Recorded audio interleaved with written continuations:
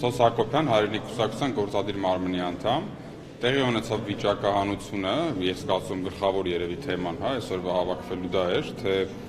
որ կուսակցությունը կամ դաշինքը, որ համարն է ունենալու, Հայրենիք կուսակցությունը վաղ շաբաթի նոյեմբերի 16-ին սպասվելիք տեղական ինքնակառավարման մարմինների ընտրություններում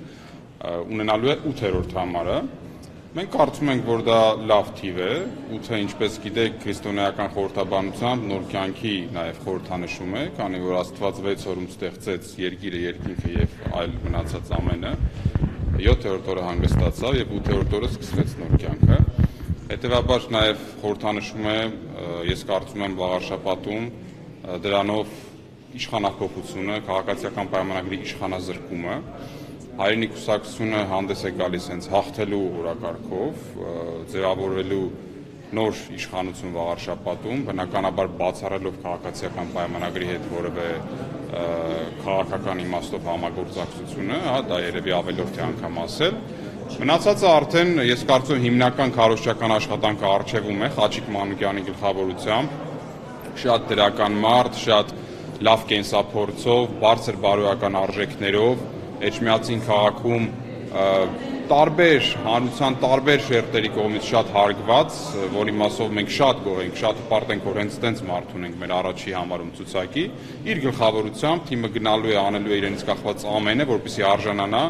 Էջմիածնի վաղարշաբաթ համայնքի բնակիչների վստահությանը։ Հիմա դուք 8-րդ թիվը նման կերպ մեկնաբանեցիք, սա նոր մտածեցիք, թե այնուամենայնիվ կար ի սկզբանե, որ եթե 8-ը լինի նման ձևակերպում եք տալու։ Նկատի ունեք պարոն Հովակիմյանի հետ պայմանավորվածություն ունենք, թե չէ, որ 8-ը լինի, ես էլ սա ասեմ։ Եթե այդ հարցը չէ, այդպես պայմանավորվածություն չկար, չկարող էր լինել թիվ, որ չլինել որևէ խորհրդանշական հանգամանք, հիմա 8-ի հետ կապված կա, նաև 8-ը գիտեք, որ հավերժության խորհրդանշում է, այսինքն ինքը լավ թիվ է, դրական էներգիայով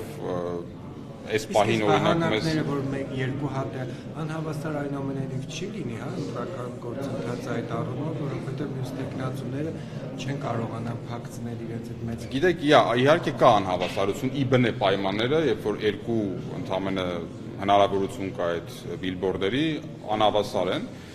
բայց ես չեմ կարծում, որ այդ մեկ բիլբորդի առկայությունը որոշիչ է լինել։ Այո, առավելությունը, որ ստացել է վիճակահանությամբ երկուսը, ունի փոքր առավելություն, բայց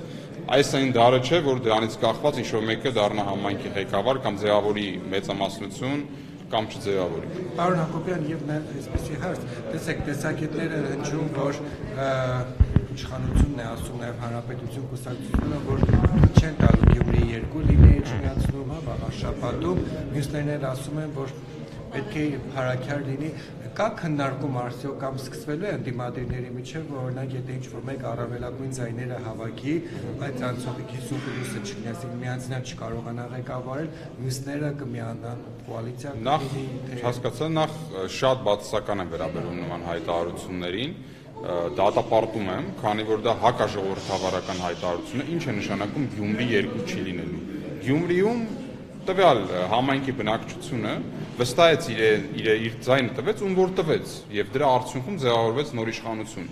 Այնպես չի, որ մեզ բոլորից դա դուր պիտի գա կամ դուր չգա։ Ամեն դեպքում եղավ ժողովրդավարական էլեկտորալ պրոցեսների արդյունքների ամփոփում։ Եթե մենք ասում ենք Գյումրի 2 թույլ չենք տալու, այսինքն ինչ են ուզում ասեն, փորձելու են կանխեն ժողովրդավարական ընտրությամբ նոր իշխանության ձևավորումը, սա կարծում եմ հակաիրավական, գրագիտության սահմաններից դուրս արված հայտարարություն է, որը նորից պետք է խստորեն դատապարտել։ Ինչ վերաբերվում է ձեր հարցի բուն էությանը, այս պահին իհարկե, քանի դեռ որևէ արդյունք չկա, ընտրությունները չեն եղել, կոնկրետ ոչ մի բանի մասին խոսալ հնարավոր չէ, բայց մշտապես Հայրենիք կուսակցությանը, հակուսակցությունը հանդես է եկել այն դիրքերից, որ պետք է անենք մեզանից կախվածը քաղաքացիական պայմանագրին, տեղերում, տվյալ բան տեղական ինքնակառավարման մարմինների ընտրություններում իշխանազրկելու համար։ Այսինքն մենք նման բացառումներ իհարկե չենք անում, կգա ժամանակը արդյունքները կամփոփվեն, քաղաքական կոնսուլտացիաները կսկսեն եւ մեծ հույսով ենք, որ դրա արդյունքում Էջմիածին համայնքում կդադարի իշխանություն լինել քաղաքացիական պայմանագիրը։ Պարոն Հակոբյան, իսկ Խաչիկ Մանուկյանի հնարավորությունները ինչպես է գնահատում, իր մարդկային որակները դուք նշեցիք, իսկ ընդհանուր առմամբ ինչպես է գնահատում հնարավորությունին միանձնյալ հեռացնել Նիկոլ Փաշինյանին Խաչիկ Մանուկյանի դեմքով։ Տեսեք, մենք անելու ենք մեզանից կախված ամենը, որ պարոն Մանուկյանի գլխավորությամբ թիմը հավաքի հնարավորինս բարձր ձայները, այսինքն հնարավորություն լինի անգամ միայնակ իշխանություն ձևավորել, բայց իհարկե կանխորոշել հստակ թե վաղարշապատի բնակիչները ինչպես կձևավորեն իշխանական տոկոսները եւ